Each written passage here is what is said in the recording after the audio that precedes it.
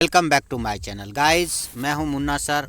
और इस video lesson में आपको प्रेजेंट परफेक्ट टेंस के पैसिव सेंटेंस को बताने जा रहा हूं, पैसिव वॉइस रूल को बताने जा रहा हूं। तो चलिए वीडियो शुरू करते हैं। सबसे पहले आपको दो सेंटेंस दूंगा, एक एक्टिव वॉइस में होगा और दूसरा पैसिव वॉइस में। ये सेंटेंस होगा आपको एक्टिव पैसिव का कॉन्सेप्ट समझने के लिए। तो चलिए यहाँ पर मैं आपको दो सेंटेंस दे रहा हूँ जो कि एक्टिव वॉइस में है।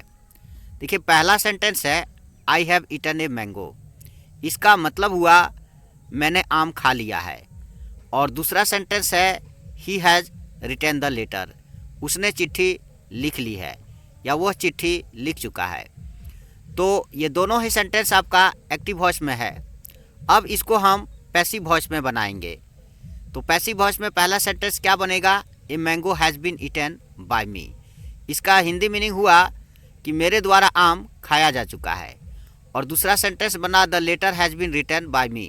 चिट्ठी मेरे द्वारा लिखा जा चुका है। तो ये दोनों ही सेंटेंस आपका पैसिव वॉइस में है। अब यहाँ पर एक चीज़ आप नोटिस करेंगे कि देखिए, पहला सेंटेंस जो हमारा था I have eaten a mango, इसमें आई सब्जेक्ट था और ए मैंगो जो है सो ऑब्जेक्ट था। जब इसको हमने पैसिव वॉइस में चेंज किया तो सेंटेंस हमारा बना a mango has been eaten by me. यानी कि जो ए मैंगो था मेरा ऑब्जेक्ट, वो चला गया सब्जेक्ट के जगह पे, और जो हमारा था सब्जेक्ट आई, वो चला गया आपका ऑब्जेक्ट के जगह पे और मी में चेंज हो गया। तो यही है एक्टिव से पैसिव में चेंज करने का रूल कि सब्जेक्ट आपका ऑब्जेक्ट के जगह पे चला जाएगा और ऑब्जेक्ट आपका सब्जेक्ट के जगह पे आ जाएगा।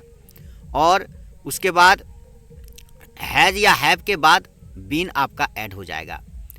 ये हुआ आपका मेन रूल, ठीक है। अब दूसरा सेंटेंस है he has written the letter. तो इसका पैसिव फॉर्म क्या बना? The letter has been written by him. उसके द्वारा चिट्ठी लिखी जा चुकी है। अब इसके स्ट्रक्चर को समझ लें, पैसिव सेंटेंस रूल को। इसका क्या है स्ट्रक्चर कि मेन स्ट्रक्चर जो आपका हुआ वो हुआ ऑब्जेक्ट, उसके बाद हैज़ बीन या हैव बीन लगाएंगे, उसके बाद वर्ब की थर्ड फॉर्म लगेगी, उसके बाद बाय लगा के फिर सब्जेक्ट लगाएंगे। ये तब होगा जब सब्जेक्ट दिया हुआ रहेगा, लेकिन जब सब्जेक्ट मिसिंग रहेगा तब आपका सेंटेंस सिर्फ इतना ही होगा, ऑब्जेक्ट उसके बाद हैज़ बीन या हैव बीन लगा के आप वर्ब की थर्ड फॉर्म लगा देंगे। पैसिव सेंटेंस में सब्जेक्ट को दिखाना जरूरी नहीं होता है, सब्जेक्ट मिसिंग रहता है। तो इस चीज़ को आप समझ लें। जैसे उसे बोला गया है, पत्र लिखा जा चुका है, काम हो गया है, ये सारे के सारे सेंटेंस पैसिव वॉइस में है और यहाँ पर सब्जेक्ट जो है सो मिसिंग है। स्पोकन में पैसिव सेंटेंस का इस्तेमाल उसी कंडीशन में होता है जब हमको सब्जेक्ट के बारे में जिक्र करना ज़रूरी ना हो। अब हम इसका यूज देख लें। इसका यूज है कि पैसिव सेंटेंस का इस्तेमाल तब होता है जब सब्जेक्ट मिसिंग हो। ये स्पोकन में इसका प्रायः इस्तेमाल होता है। कभी कभी सब्जेक्ट दिखाया जाता है जैसे यह बताने के लिए कि उसके द्वारा काम हुआ है, लेकिन यह सब सेंटेंस कभी कभार यूज होता है। लेकिन प्रायः स्पोकन में जो है सो पैसिव सेंटेंस का इस्तेमाल इसलिए ही होता है कि हमको जो है सो सब्जेक्ट के बारे में बताना ज़रूरी नहीं होता है। हम काम पर जोर देते हैं और जो काम किया गया है उस बात पर जोर देते हैं, न कि काम करने वालों के ऊपर जोर देते हैं। तो जब हम काम करने वालों के ऊपर जोर नहीं देते हैं, बल्कि हमें जो काम हो रहा है उसे बताना ज़रूरी होता है और जो काम हो रहा है उसे बताना ज़रूरी होता है और काम को बताना ज़रूरी होता है, तब हम पैसिव सेंटेंस का इस्तेमाल करते हैं। एग्जाम्पल देख लीजिए। जैसे पत्र लिखा जा चुका है, the letter has been written. उसे बोला गया है, ही हैज़ बीन टोल्ड। ये आपका पैसिव सेंटेंस है।